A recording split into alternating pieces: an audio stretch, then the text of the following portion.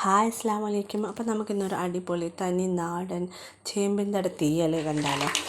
ഒരു പറ ചോറുണ്ണാൻ വേറെ ഒന്നും വേണ്ട. സാധാരണ കേരളീയർക്കാണെങ്കിൽ മീൻ നിർബന്ധമാണെന്ന് പറയും അല്ലേ.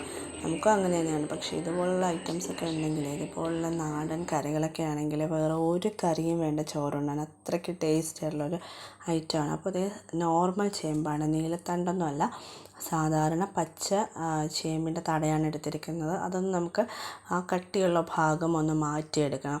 അത് നല്ല ഈസി ആയിട്ട് നമുക്ക് റിമൂവ് ചെയ്ത് കളയാൻ പറ്റും. ഒരു കത്തിയോ മറ്റോ വെച്ചിട്ട് ഇങ്ങനെ വിരിഞ്ഞെടുത്താൽ മാത്രം മതി. നല്ല ഈസി ആയിട്ട് ഇളകി വരും. അത് നമുക്ക് റിമൂവ് ചെയ്ത് നന്നായിട്ടൊന്ന് കഴുകി കട്ട് ചെയ്തെടുക്കണം. നമുക്ക് ആവശ്യമുള്ള ഷേപ്പിലെടുക്കാം. ഞാനിങ്ങനെ ചെറിയൊരു നീളത്തിനാണ് എടുത്തിരിക്കുന്നത്. നല്ല പെട്ടെന്ന് തന്നെ റിമൂവ് ചെയ്ത് മാറ്റാൻ പറ്റും. അത് മാറ്റിയതിന് ശേഷം മൺചട്ടിയിൽ വെക്കുന്നതാണ് നല്ല ടേസ്റ്റ്. ഞാൻ മൺചട്ടിയിലാണ് വെച്ചിരിക്കുന്നത്. നിങ്ങൾക്കുള്ള പാനിൽ വെക്കുക കേട്ടോ. അതൊന്ന് പാത്രത്തിലോട്ട് മാറ്റി കൊടുത്തതിന് ശേഷം ചെറിയ ഉള്ളിയാണ് ചേർത്ത് കൊടുക്കേണ്ടത്. സവാള ചേർക്കാം, ചെറിയ ഉള്ളിയാണ് അതിൻ്റെ ടേസ്റ്റ് കൂട്ടുന്നത്. നെടുകയും മുറിച്ച് ചേർത്ത് കൊടുക്കാം. ഒരു ചെറിയ നാരങ്ങ വലിപ്പത്തിൽ നമുക്ക് പുളിയും കൂടി ചേർത്ത് കൊടുക്കണം. അതിൻ്റെ വെള്ളം, പുളി നന്നായിട്ട് പിഴിഞ്ഞ് അതിൻ്റെ വെള്ളവും കൂടി ചേർത്ത് കൊടുത്ത് മഞ്ഞൾപ്പൊടിയും ഉപ്പും ചേർത്ത് നമുക്ക് മൂടി വയ്ക്കാം വേകാനായിട്ട്. അത് വേകുന്ന സമയത്തിന് നമുക്ക് കൂട്ട് തയ്യാറാക്കിയെടുക്കുക. ഇതിൽ ചേർക്കാനുള്ള കൂട്ട് തയ്യാറാക്കിയെടുക്കുക. നോർമലായിട്ടാണ് ഞാൻ ചെയ്തിരിക്കുന്നത്.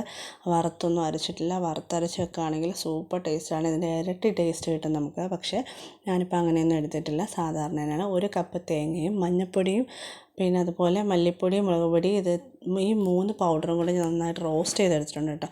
അതൊന്ന് റോസ്റ്റ് ചെയ്തെടുത്ത് ഫൈനായിട്ട് അരച്ചെടുക്കണം. വേറെ ഒന്നും ചേർക്കേണ്ടതില്ല ഇതിൽ. അപ്പോൾ നല്ല ഫൈനായിട്ട് അരച്ചെടുത്ത് ഈ കൂട്ട് ഈ വെന്ത ചേമ്പിൻ്റെ ഇടയിലേക്ക് ചേർത്ത് കൊടുക്കണം.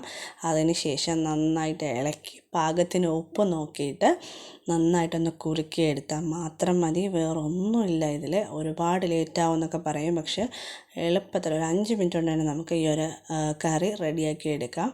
നല്ല ടേസ്റ്റി ആയിട്ടുള്ളൊരു ഐറ്റമാണ്. ഒന്ന് കടുകും കൂടെ വറുത്തെടുത്താലുണ്ടല്ലോ ആ മണം അപ്പോൾ തന്നെ നമുക്ക് ചോറ് തിന്നാൻ തോന്നും. അത്രയ്ക്ക് ടേസ്റ്റാണ്.